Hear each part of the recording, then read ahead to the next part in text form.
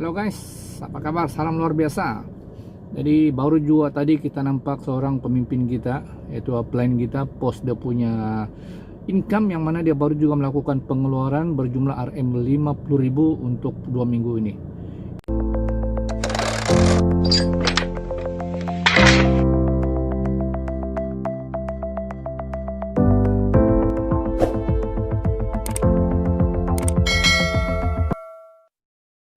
Ya, so jadi bila kita nampak pendapatan macam itu kan, maka akan berlakulah beberapa situasi lah. Ya, yang pertama nih, kita akan terbakar bila tengok income-nya. So bila kita terbakar, kita pun rasa, aku pun maulah pendapatan macam dia. Itu situasi yang pertama. Yang kedua pula, kita akan berfikiran mula-mula aja tuh, lepas tu nada sudah tu, percayalah cakapku. Itu yang kedua.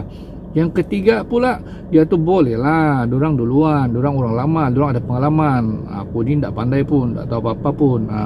Sebenarnya situasi-situasi ini biasanya akan mengganggu kita punya pemikiran, terutama sekali yang nomor 2 yang nomor 3 tuh punya situasi lah. So jadi aku punya aku punya pemikiran pula lah kan. Kalau macam aku, bila aku nampak macam itu, aku terbakar. Terus teranglah aku terbakar. Kenapa aku terbakar? Sebenarnya bukan senang untuk dapat pendapatan ataupun dapat peluang yang dalam tempoh PKP ini kita ada boleh dapat pendapatan yang selalu lumayan itulah.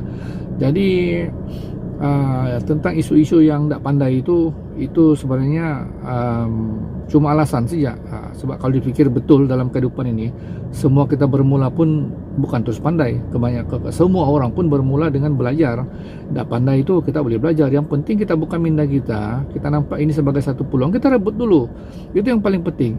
Rebut dulu, rebut, tangkap peluang ini. Jangan dulu fikir yang dia tuh boleh lah, aku tak boleh. Itu perkara kedua. Yang penting nampak peluang, rebut peluang dan usahakan peluang tu sambil berusaha, sambil belajar macam mana untuk dapat pendapatan macam apa yang dia dapat. Mungkin kita dapat 2 minggu 10% daripada apa yang dapat, 5,000 je setiap 2 minggu. Itu pun kira okey sudah. Kan lebih-lebih dalam keadaan sekarang ini bukannya senang untuk mencari perniagaan kan. So jadi okey. Yang situasi yang kedua tadi tu, dia cakap mula-mula saja tu. Lepas tu dah ada sudah tu. Bagi aku ini ialah kata-kata tukang tilik. Tahu tukang tilik, dia pandai menilik orang. Dia bilang, oh dia tu boleh lah, dia tu sekejap saja tu, lepas tu dah ada sudah tu. So aku punya pemikiran, kalau kita ada pemikiran seperti ini, aku rasa kita akan nak buang jauh-jauh lah. Kenapa? Sebab tidak siapa yang tahu apa yang berlaku esok atau lusa. Kita tak tahu.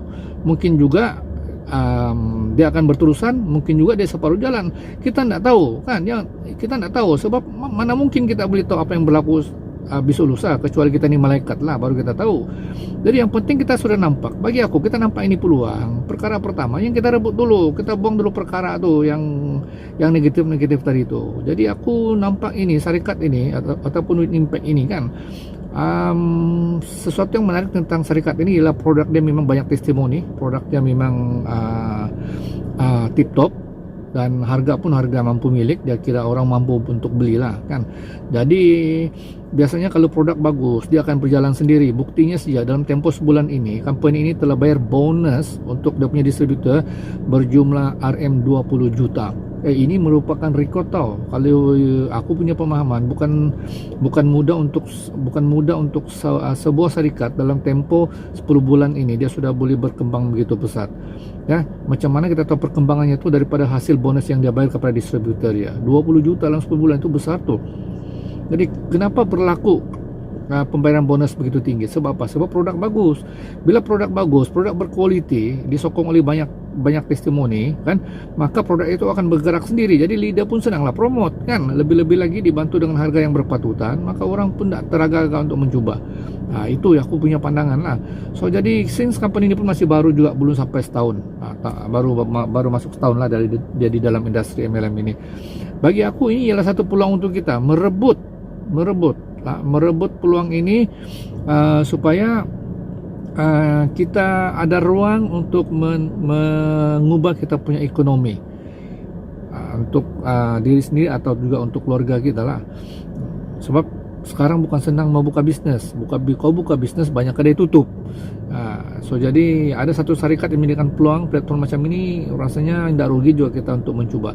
Jadi kepada kawan-kawan yang mendengar video ini, ataupun yalah yang mendengar lah kan, yang tengok video ini, ketepikan dulu yang isu-isu yang aku tidak pandai, yang isu-isu negatif dalam fikiran tu lah, ketepikan dulu. Nampak peluang, rebut dulu, coba dulu. Sebab selagi kita tidak cuba, kita tidak akan tahu apa rahsianya, ya.